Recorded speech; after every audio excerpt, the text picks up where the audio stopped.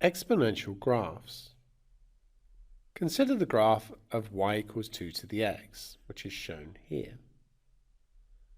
There are some features of this graph that are useful when considering transformations. The x-axis is an asymptote, and it's the negative portion of the x-axis that is the asymptote. So this line gets closer, this curve gets closer and closer and closer to the x-axis, but never gets there. Try graphing software and zooming in and moving outwards.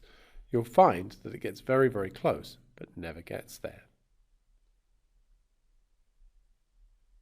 The y-intercept is at 0, 1. We can see that just here. The overall shape, well, we can see that. Any graph of the form y equals a to the x, where a is greater than 1, will share these features. If a is equal to 1, we just get the line y equals 1. Let's look at the graph of y equals 3 times 2 to the x. We'll put it on the same graph here. And here it is. Note how the asymptote is still the negative x-axis. The y-intercept now, however, is at 0, 3, and that's because 2 to the 0 is 1, and then we do 3 times 1. The shape of the graph is similar.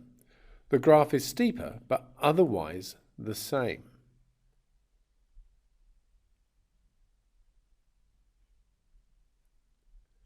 Every point on the red curve is 3 times as far from the x-axis as the blue curve. So this is a stretch or dilation parallel to the y-axis of scale factor 3. Let's look at the graph of y equals 2 to the power 3x. We'll put it on the same graph again. Note that this one is actually below the blue one, which wasn't the case with the 3 times 2 to the x, and the intercept is still the same. The asymptote is still the negative x-axis. The y-intercept is still 0, 1, and the graphs actually cross at that point. The red curve is steeper for positive values of x, and less steep for negative values of x. We can see it's flatter here. That's the intercept being pointed out there that we've already mentioned. This time, the dilation or stretch is actually horizontal. Every point on the red curve is 1/3 of the distance from the y-axis of the corresponding point on the blue curve. So the curve has been stretched or contracted, squashed if you like, in this direction. And over here, squashed this way towards the y-axis. So if it's on the left, it's pushed towards the right. If it's on the right, it's pushed towards the left. So now let's look at y equals 2x plus 4. And again, we'll add it to the graph here of y equals 2 to the x. Here it is. And this time, we can see that the asymptote isn't the x-axis. The asymptote is now the line y equals 4. The plus 4 actually moves us up, or translates the curve 4 units upwards. So here's the asymptote. Note that this is the asymptote for y equals 2 to the x. We've pointed that out a few times, but that asymptote has moved up by 4 units. The y-intercept is at 0, 5, and we can see that just here. So this is 1 unit above the asymptote here. This is 1 unit above the asymptote here. The curves are congruent. That means they're exactly the same shape It's just that the red curve has been moved upwards by 4 units.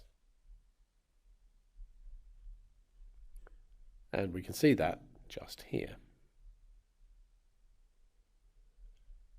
Now let's consider y is equal to a to the x, but this time instead of a being more than 1, a is between 0 and 1. We can't have equations like this where a is a negative number. For example, y equals a half to the power x. That's going to look like this. Here's our original 2 to the x. This is a half to the x. The graph is a reflection of the original graph in the y-axis. This is not surprising, as a half to the x can be written as 2 to the negative 1 to the x, which is 2 to the negative x. So what we get is a reflection in the y-axis. Or, if you like, a horizontal dilation with a scale factor of -1.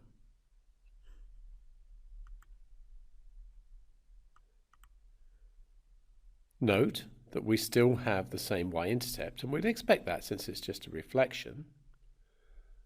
But the asymptote, well, it's still the x-axis, but now it's the positive portion of the x-axis, the part of the x-axis that carries the positive numbers.